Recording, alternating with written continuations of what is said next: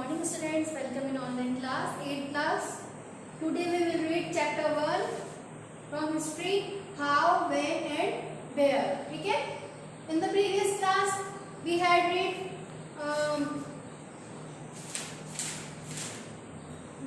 importance of dates, reasons to have date in history, which date and period of history. Today we will discuss colonization, sources of information, administrations produce records, service become important and officials record. Okay? क्या आज हम इस topic के बारे में पढ़ेंगे. Now first topic is colonization. कि जब हम मैंने आपको कल बताया था कि जेम्स मिल ने, जो कि एक बहुत बड़े स्कॉटलैंड के दार्शनिक थे, फिलोसोफर थे, उन्होंने हिस्ट्री के पीरियड को उसने कितने 3 भागों में डिवाइड किया. फर्स्ट था हिंदू, मुस्लिम एंड ब्रिटिश. लेकिन बहुत से ऐसे इतिहासकर्ता भी थे जिन्होंने हिस्ट्री को 3 उसमें डिवाइड किया. फर्स्ट था ancient, second medieval and third is modern period. Okay, then under the British rule Indians do not have equality. कि जब ब्रिटिश रूल था तो हमारे यहाँ पे हमारे भारतीयों को क्या था, इक्वलिटी, समानता नहीं थी, फ्रीडम और लिबर्टी, और उनको स्वतंत्रता भी नहीं थी और समानता भी नहीं थी.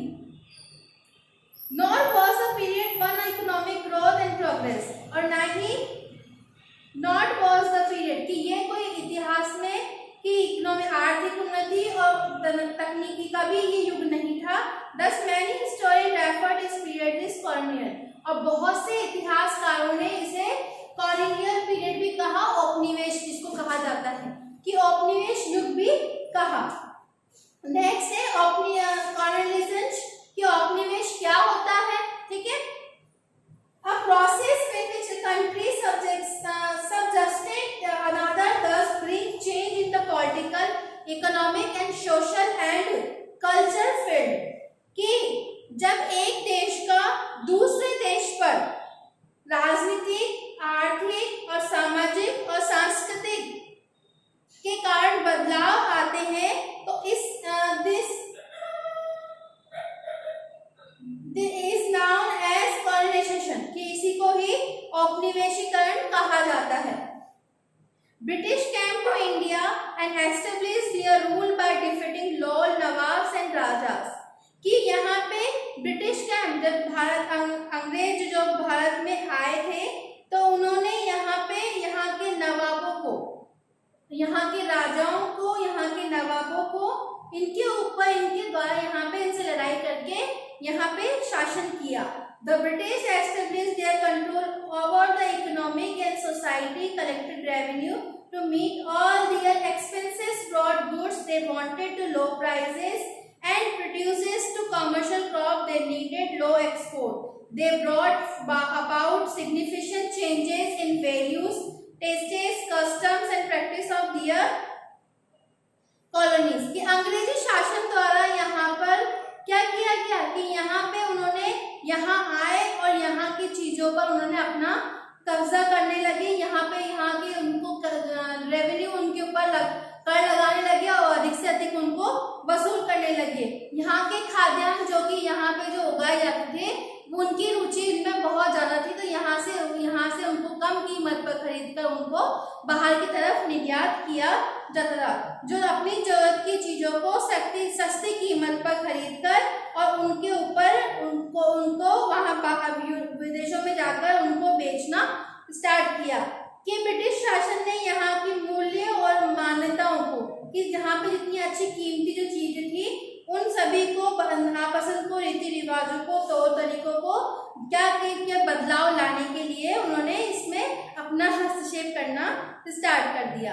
फिर नेक्स्ट टॉपिक आता है सोर्सेस ऑफ इंफॉर्मेशन, कि क्या सोर्सेस हैं इंफॉर्मेशन के. एडमिनिस्ट्रेशन प्रोड्यूस रिकॉर्ड, कि भारतीय इतिहास में जो हमारे जो प्रशासन थे उनको क्या जरूरत पड़ी कि इन रिकॉर्ड्स को हम प्रोड्यूस रिकॉर्ड्स की, इन अभिलेखों को कैसे तैयार करें, कि हम इनका कैसे उनको रिकॉर्ड्स को बनाएं ताकि उनको हम आगे की तरफ देख सके.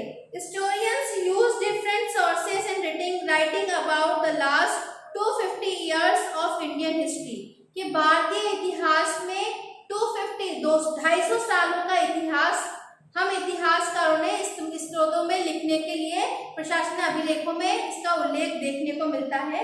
One important source is official records of the British administration, और ये इन सब का देख, क्योंकि 250 साल से तो हम जिंदा नहीं है या हमारे पहले, तो उनके बातों को देखने के लिए हम आज के क्या देखते हैं, हम आज के उस समय के रिकॉर्ड्स को देखते हैं।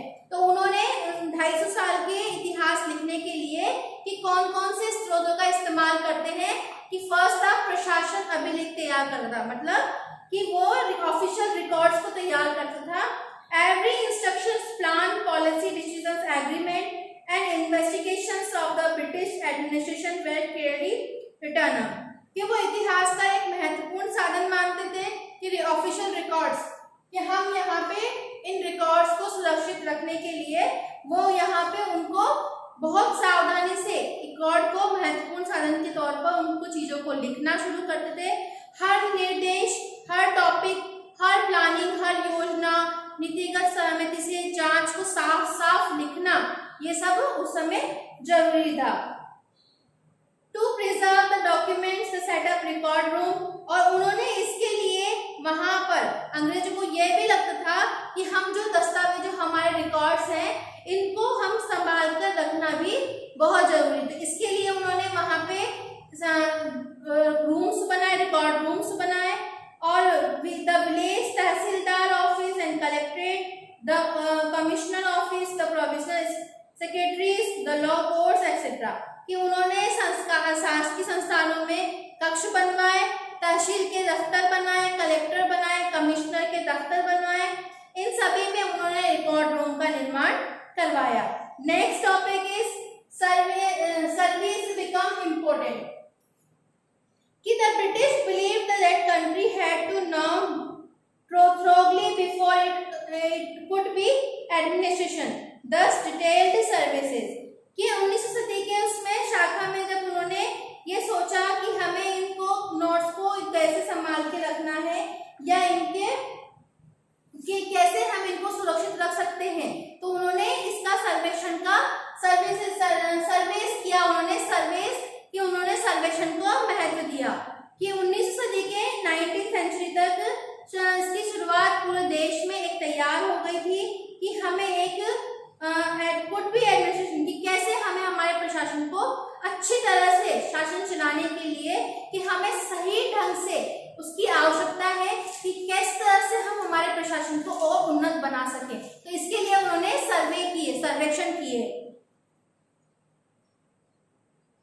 Revenue surveys were conducted in the villages. They were conducted knowledge topography, the soil quality, the flora, the fauna, the local histories, cropping pattern. All these were necessary to know the method of administration for the region.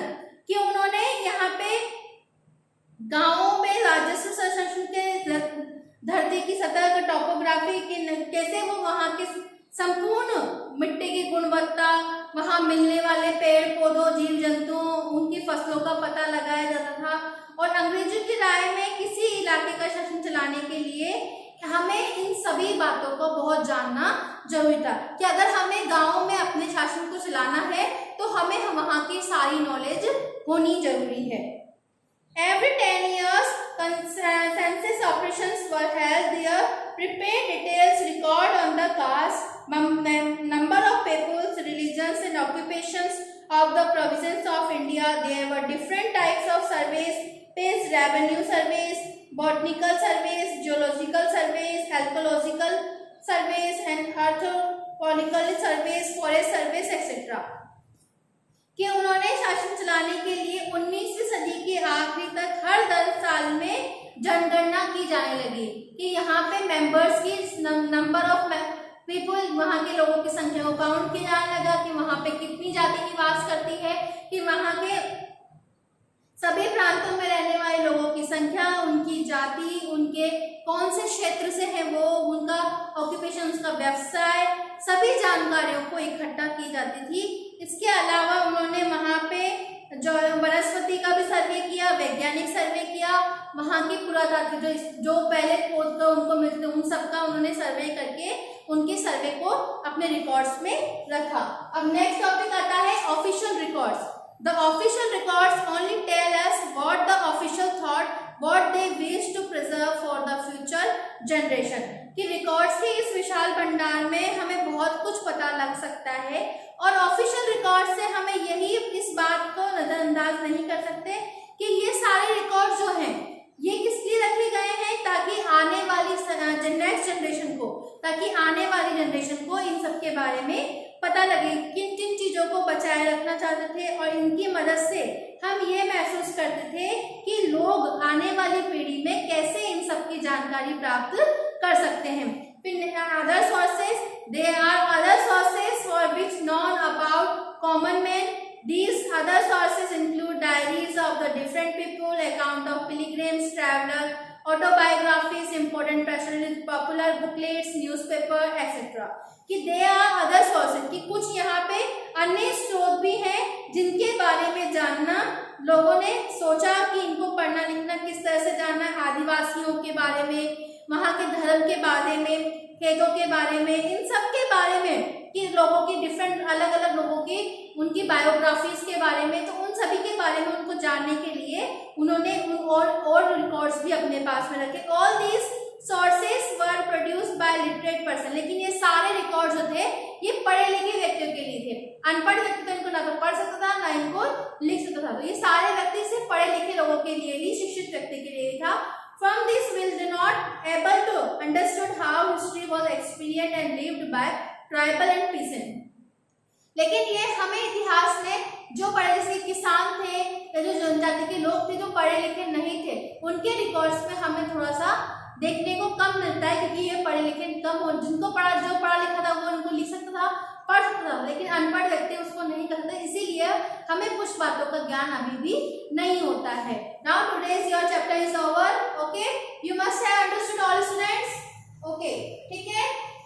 And जिस सभी बच्चों का अगर work complete हो जाए तो वो copy check करने के लिए स्कूल में भेज सकते हैं। Thank you, have a